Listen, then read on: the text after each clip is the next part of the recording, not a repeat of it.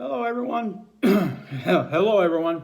This is Help for the Helpless with Tom Schuhart again. I'm sorry it took me so long to put this video up, but a couple weeks ago, I had some tragic news. My Steelers lost in the playoffs, and I'm just now getting over it. But I think I can pull myself together enough to do another video. And I wanted to do a video that was good because this is a good subject. When bad things happen to good people. Whenever I get talked to by a non-Christian, that's one of the first things they ask. Why do bad things happen to good people? Why does God allow bad things to happen to people? And you hear it all the time. One of the things that we used to do when I first became a Christian in First Baptist St. Mary's, we used to go out on visitation.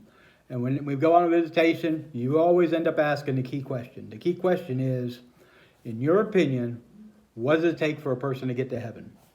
And you hear a range of answers. Most of the answers are what we call a works answer, which is, well, I hope to do enough good that outweighs the bad so that I can end up going to heaven. All right, we're going to talk about this, and I'm going to say something that really sounds ugly, but I'm going to show you in the Bible where it is. Okay? Now, let's talk about good people. Let's define good people, because you have to define it, as obey the Ten Commandments. Or at least out of the Ten Commandments, there's a couple of them that people say are really worse than the rest, like thou shalt not kill or thou shalt not commit adultery. And so let's just say we're going to use the Ten Commandments as a guideline. I'm going to tell you there is no such thing as a good person. And I'm going to back this up with Scripture. Okay, don't turn off the video yet, because I know all you people are getting, oh, there is good people, I'm turning it off, I don't want to hear anymore. Listen to me first, and then we'll get into it, okay? So in Matthew 5, 21 and 22, it says, you have heard that it was said to the people long ago, you shall not murder, and anyone who murders will be subject to judgment. But I tell you, that anyone who is angry with a brother or sister will be subject to judgment. So if you're subject to judgment for murder, and if you're just angry at somebody, you're also subject to judgment. So in Jesus' eyes, if you are just angry at someone, you have committed murder in your heart. So think about this. How many of you are angry at someone? How many of you are irritated and get to the point where you don't want to speak to them anymore? How many of you have thought in your hearts and thought in your minds, you know what? The world would be a better place without this person. You have committed murder. So now you are a murderer. Okay? Now, let's look at, and these are all at the end of the Sermon on the Mount from Jesus, and these are from Jesus' lips himself. So let's look at Matthew 5, 27 and 28. You have heard that it was said, you shall not commit adultery. But I tell you that anyone who looks at a woman lustfully has already committed adultery in her or his heart. Now, again, if you ever looked at somebody and said, wow, I wonder how good they'd be, you've already committed adultery in your heart. So, looking at those two, how much of those two have you committed? So, I'm going to say, let's just say 90% of the people have been angry with somebody in their lives. 90% of the people have looked at somebody and said, I wonder how that'd be wonderful. So, let's look at how good people are. Okay? Now, let's go off that subject, okay? Just assuming, let's just assume that everybody is at the same page, same weight scale, okay? And so why do bad things happen to people? So let's just not say good people, just say people in general. I always wondered why God didn't let me win the lottery. And I know God's not going to let me win the lottery because, and I'm okay with this, if he lets me win the lottery, I won't need him as much. Think about that. Think about all the things that if you ask God to handle, and he handled it, would you need him as much? You know, my grandchildren used to always tease me. You know, because because they'd come spend a couple weeks with us in the summer, and I would spank them because they did something wrong, and they would run off into their rooms. 5, maybe 10 minutes at the most later, I would go in the room and I'd hug them and say, I'm sorry, and I'd apologize. So, they've always considered me a big teddy bear. As a matter of fact, they probably used that as they got older. So, and I think of God the same way. Now, I'm only 51, so 5 minutes to me is nothing. But when you look at 5 minutes as far as God's concerned, that could be 5 years. He's been around for eternity. So it may not be 5 minutes, but there may be a year or two down the road. God will come to you and say, I'm sorry. I know it was hard. I love you. And that not only builds trust, but it builds stronger skin.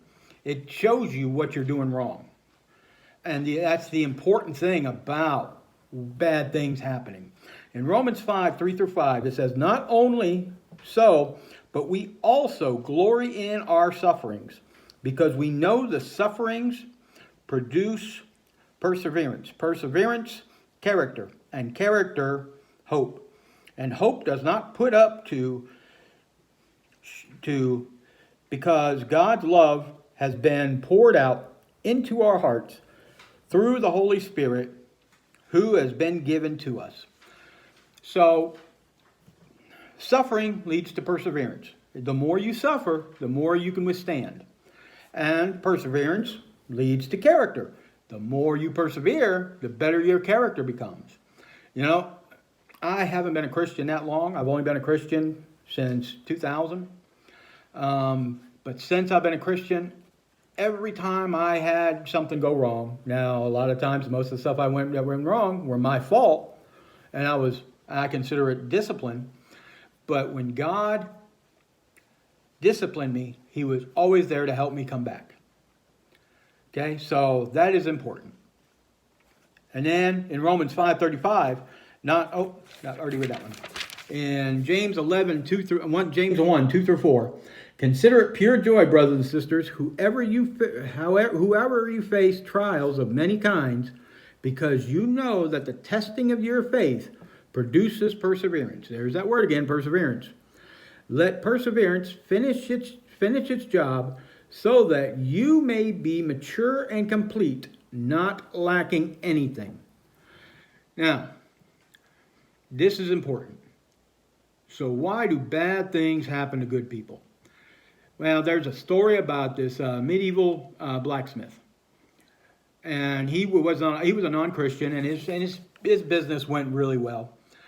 And after a few years, he became a born-again Christian. Well, after that, his business started going down, and he actually was going down deeper and deeper. And one of his customers noticed this, and so he came in and he said, "Why do you still worship God if He's not going to help you in your business? If He's not helping you do these things?" The blacksmith looked at him and he says, "You see this shoe right here? I look at this shoe and I don't see the wonderful things it is. I see the imperfections in the shoe. And so what I do is I stick it in the fire and I hold it in the fire until it's red hot. I bring it out and I start smacking it with a hammer, beating it and beating it and beating it and beating it and beating it. Then I put it in the quenching water. Then I pick it up and I look at it. Is there still imperfections in this horseshoe? If there is, stick it back on the fire till it gets red hot, bring it back out, start beating with a hammer, beating it, then stick it in the quenching fire again and look at it. You do this 4 or 5 times, and if there's still imperfections in the steel, it goes into the scrap pile. God puts me in the fire, brings me out, starts beating me, looking for the imperfections. Put it in the quenching fire, still imperfections, do it again. Beating me. My goal is to not end in the scrap pile. My goal is to end to be productive. And so that is why God does the things He does. He wants us to get rid of our imperfections, and we don't like change. We're humans, and we really don't like to change. We don't change until we're absolutely positively forced to. Okay? That's when we change because we have nowhere else to go and nothing else to do. God is just sitting there waiting for us to work on our imperfections. You know, I told somebody a long time ago, I go, every time I talk to God and ask him to show me something that he doesn't like, he always does. And I'm waiting for the day when he doesn't do that. Well, I don't think that day will happen until I go to glory. Because there's all kinds of imperfections in me, and I want him to work on them. Now, they're painful, and they hurt. They feel like being beaten like a hammer. But after you do it 2 or 3 times, in my case 6 or 7, because I'm kind of hard-headed, it's one of those things where you kind of feel better. When you look back on it, you say, I'm so glad that happened. You know, I'm so glad I got 6 DUIs. Because it taught me how to deal with my addiction. It taught me how to all the triggers that happen. And I haven't had one since 2009, so I'm doing pretty good. But I want you to understand that every single time that it happened to me, I learned something new. And you always learn something new about yourself when you go through these issues. Now, I don't want you guys to think that I want you to think this has been a negative and not a worthwhile cause, you know. But you know, even though I know God's not going to let me win the lottery, I'm still going to spend $15 to go out and buy a lottery ticket. Why? Because it's $890 million chance. Who knows? But I won't win, and I wonder if you do something that you know you're not going to win for. I just consider it a donation to South Carolina Education Lottery. So I want you to think about the donations that you've been given and the things that you've been going through. And what does God want you to learn from what you're going through right now? There's always something. And then when you ask God, show me something else you don't like, he'll show you every time. Again, hit the subscribe button down below. Hit the like button if you like the video. And as always, keep your notifications on so that you get notified whenever a video gets uploaded. I want to thank you and pray for all of you. Pray that the sufferings will go through. You go through the sufferings without too much of a scathe, and you'll go through them as a learning process, because that's what God intends. It's a learning process. So I love all of you, and I pray for all of you. And remember, if you want to learn anything about the Bible, anything going on, just leave a comment down below, and I read all the comments. And I want you to know that no matter, even if it's a negative comment, I don't care. Leave it anyway. And I want to thank you and praise you for all of you that listened. And I will see you again real soon. Hopefully, well, since the Steelers aren't playing in the playoffs anymore, it'll be sooner. So I'll talk to you guys later. All right, bye.